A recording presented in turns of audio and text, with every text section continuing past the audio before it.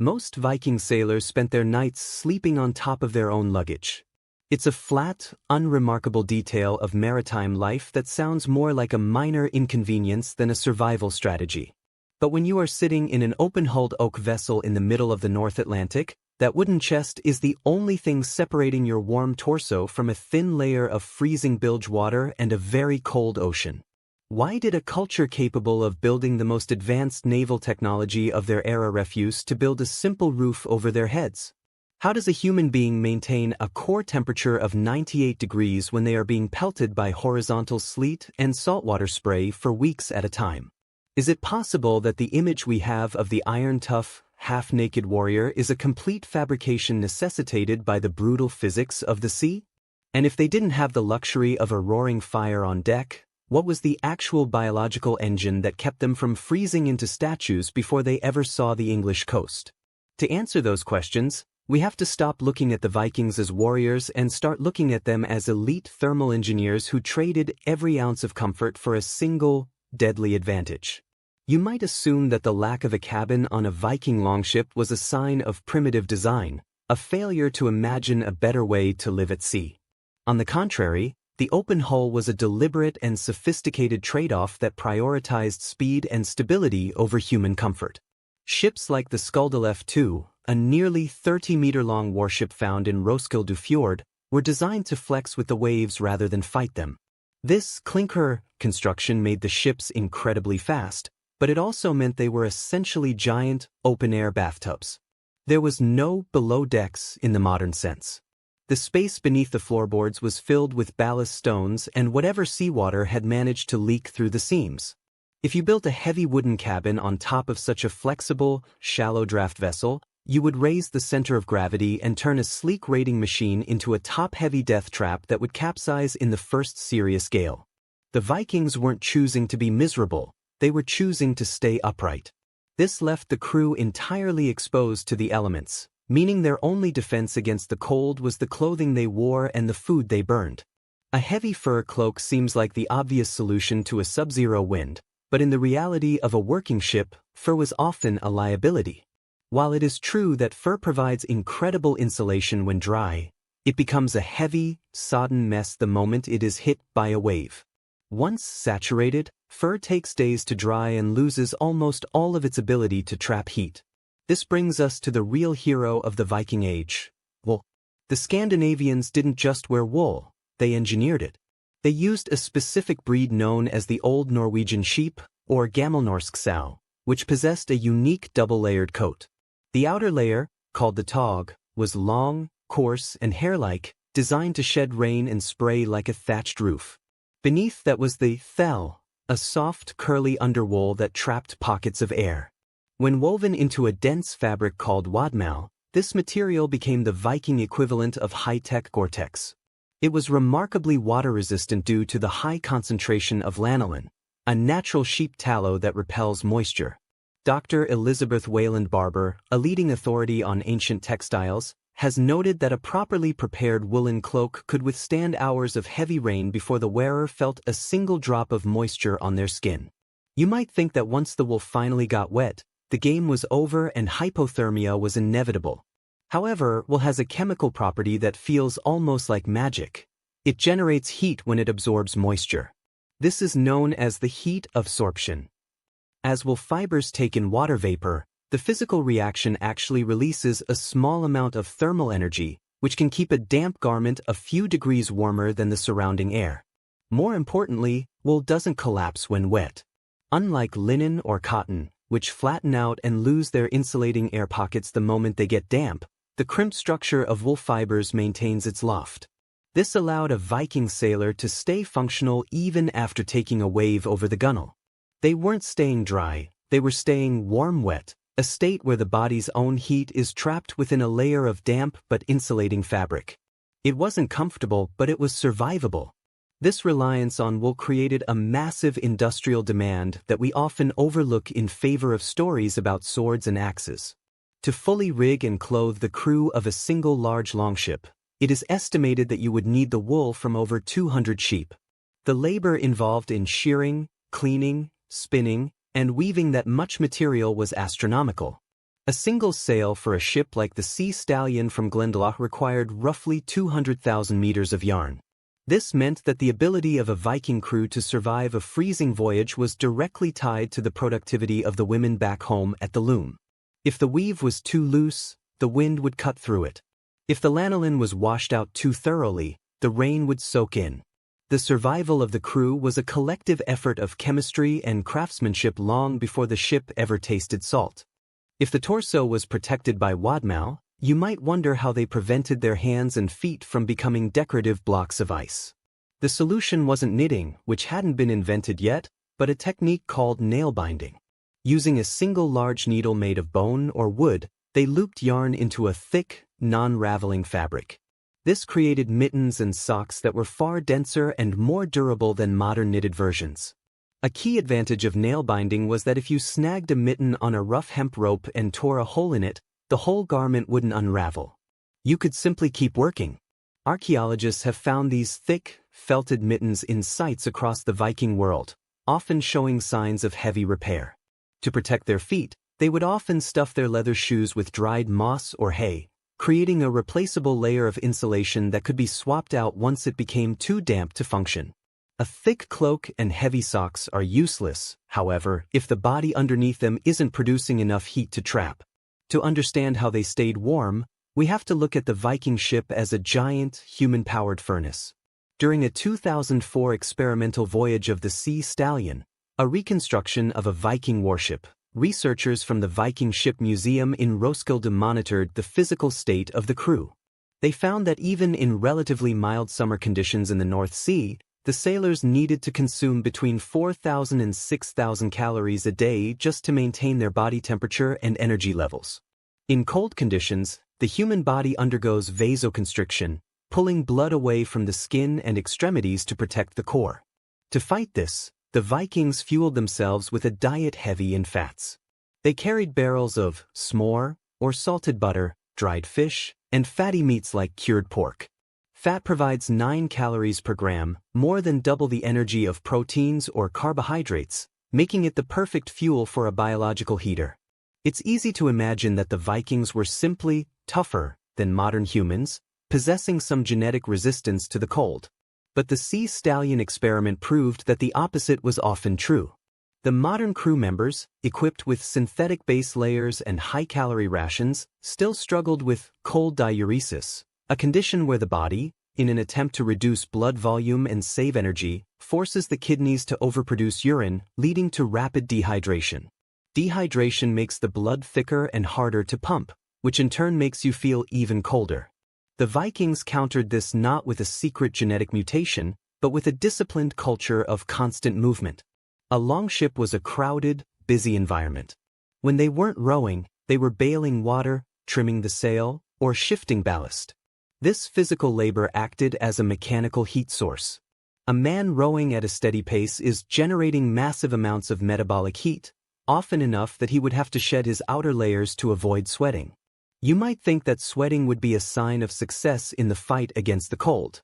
In reality, sweat was one of the most dangerous enemies a Viking sailor faced. If a rower worked himself into a lather and then immediately sat down for a 4-hour rest watch in a freezing wind, that moisture would begin to evaporate, pulling heat away from his body at an accelerated rate. This is the wicking problem that modern hikers obsess over. To survive, the Vikings had to be masters of layers. They would wear a linen tunic against the skin, which, while not as warm as wool, was better at managing moisture, and then pile on woolen tunics of varying thicknesses. By adding or removing these layers, they could fine-tune their temperature to ensure they were always just on the edge of being cool, preventing the deadly dampness of perspiration from building up during heavy work. Even with the best clothing and a high-fat diet, the night brought a new set of problems. Without a fire, how do you keep 30 or 60 people from dying of exposure while they sleep? This is where the social structure of the crew became a life-saving technology. They practiced a system of huddling that would be considered an extreme invasion of personal space by modern standards. Sailors would sleep in pairs or groups of 3 under large, shared woolen blankets or animal skins. By sharing body heat, They reduced the surface area exposed to the wind and created a microclimate of warmth between them. They slept on the floorboards or on their sea chests, often positioned between the thwarts, the benches used by rowers. These chests were more than just storage, they were an essential part of the ship's thermal architecture, keeping the sailors' bodies off the cold, wet wood of the hull. You might assume that the sailors would use the ship's massive woolen sail as a tent every night to block the wind. While the tilt, or ship tent, is mentioned in the sagas and seen in ship burials like the Oseberg, it was a luxury that could only be used when the ship was anchored or beached. In the open ocean, the sail had to stay on the mast. If a sudden squall hit in the middle of the night and the crew was tangled underneath a heavy woolen tent, the ship would be sluggish to respond and could easily be overwhelmed by the waves. This meant that on long crossings such as the trek from Norway to Iceland, the crew simply sat in the wind. They used their shields, which were often hung along the gunwales, not just for show but as a rudimentary windbreak. Every inch of oak and every piece of equipment was positioned to create small, turbulent free zones where a man could tuck his head into his cloak and catch a few hours of shivering sleep. The physics of the ocean itself created a unique challenge that land dwellers rarely consider: the difference between freshwater and saltwater. When you are soaked by rain, the water eventually evaporates or drains away. But when you are soaked by saltwater, the salt stays in the fabric. Salt is hygroscopic, meaning it actively pulls moisture out of the air. A woolen tunic that has been soaked in seawater will never truly feel dry. It will stay slightly damp and clammy even on a sunny day. This meant that over a long voyage, the crew's clothing became increasingly heavy and less effective as the salt crystals built up in the fibers. The only solution was landing. The Vikings were coastal navigators by preference. They would beach their ships whenever possible, not just to rest, but to find fresh water to rinse their clothes and build the fires that were impossible to maintain on a moving wooden ship. You might think that fire was a universal tool, something they surely must have figured out how to use on board. But the reality of an open longship makes fire almost unthinkable.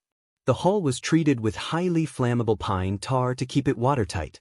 The sail was coated in fat or wax. The ropes were hemp and tar. One stray coal from a cooking fire could turn a ship into a floating pyre in seconds. Archaeological evidence from shipwrecks rarely shows any sign of a hearth or a permanent fire pit. Instead, they carried fire steels and flint, ready to spark a blaze the moment they hit solid ground. Landing was the release valve for the entire survival system. On a beach, they could finally cook a hot meal, which provided a psychological and physiological boost that dried fish simply couldn't match. The timing of these voyages was also a critical component of their thermal strategy. The Viking Age didn't happen in a vacuum. It occurred during a period of relatively stable and mild climate known as the medieval warm period. However, mild is a relative term in the North Atlantic. To manage the risk, the Vikings followed a strict seasonal calendar. The Gulathing Law of Norway explicitly forbade the call to arms for overseas expeditions during the winter months. They sailed in a window between April and October, when the days were long and the sea ice had retreated. They weren't fighting the winter, they were sprinting through the summer. Even so, the summer weather in the Faroe Islands or Greenland can drop to near freezing at any moment. Their survival was a game of margins, where they used every scrap of traditional knowledge to stay just on the right side of the lethality curve. You might wonder if there was a point where the cold simply became too much, where even the wool and the fat and the huddling failed. The answer is found in the seaworthy mindset of the Viking captain. Navigation wasn't just about finding land, it was about reading the weather signs. A skilled captain knew when to run before the wind, to get to a warmer latitude, or when to seek the lee of an island. They understood the concept of wind chill centuries before it was a term in a textbook. They knew that a wet man in a 30-knot wind would die faster than a dry man in a sub-zero calm. This cultural intelligence was passed down through oral traditions and the sagas, which are filled with warnings about the cold sea and the biting breath of the north. The most surprising fact to come out of the Roskilde experiments was that modern synthetic foul weather gear was often less effective than traditional Viking wool for long-term exposure. Modern plastics don't breathe, they trap sweat inside, leading to that same damp chill that the Vikings worked so hard to avoid. The researchers found that once they switched back to woolen tunics and leather shoes, they were actually more comfortable over the course of a multi-day voyage. The Viking system was a passive survival system. It didn't rely on external power or fragile technology. It relied on the biological compatibility between a sheep's coat and a human's metabolism. It was a slow, heavy, and itchy way to live, but it was perfectly tuned to the environment of the North Atlantic. We often imagine the Vikings as being immune to the misery of the cold, as if their blood was somehow different from ours. But the truth is that they were probably cold most of the time. They were just exceptionally good at managing that cold, so it didn't kill them.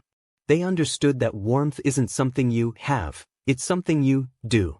It was a process of constant management, eating the butter, moving the oars, tucking the cloak, and huddling with your shipmates. When you see a Viking ship in a museum today, you're looking at a vessel that was optimized for a crew that had accepted a total lack of comfort in exchange for total mobility. They were the most mobile people on Earth because they had figured out how to carry their environment on their backs. You might think that after weeks of this, the sailors would arrive at their destination as broken, shivering wrecks. But the historical record suggests the opposite. They arrived as a high-functioning, highly disciplined unit. The shared experience of surviving the cold path of the ocean forged a bond among the crew that was as strong as the iron rivets in their ship's hull. They didn't just survive the cold, they used it as a filter, ensuring that only the most prepared and most disciplined groups could project power across the seas. The cold was a barrier that protected their world and challenged everyone else's. It was the silent partner in every raid and every discovery. So, when we ask how the Vikings stayed warm, we have to realize that the answer isn't a single invention. It was a complex, interlocking web of textile science, metabolic fueling, social cooperation, and seasonal judgment. They didn't defeat the cold with a heater, they negotiated with it using wool and fat. They turned themselves into biological machines that could process dried fish and butter into the kinetic energy needed to pull in or through a freezing sea. It was a brutal, relentless way to live, but it was the only way to conquer an ocean that had no interest in human survival. They weren't giants, they were just people who knew exactly how much it took to keep a heart beating in a gale. Most Viking sailors spent their nights sleeping on top of their own luggage. We started with that image, a man curled on a wooden chest in the dark. But after looking at the physics of the North Atlantic and the reality of the open-hulled longship, that chest is no longer just a suitcase. It is a barrier. It is a piece of thermal insulation. It is the boundary between a living human being and the heat-sapping void of the bilge. That wooden box, filled with spare wadmal and dried meat, was the only certain thing in a world of freezing salt and endless wind. The Vikings didn't stay warm because they were fearless. They stayed warm because they were meticulous. They didn't survive because they ignored the cold. They survived because they respected it enough to build their entire civilization around the simple, chilling reality that on the open water, your life is only as thick as the wool on your back. If you enjoyed this deep dive into the engineering of the ancient world, consider subscribing so you don't miss our next investigation into the hidden mechanics of history. What's a survival myth you've always wondered about? Let us know in the comments. Because in the end, that man on the chest wasn't just waiting for morning. He was winning a war of attrition against the very air he breathed.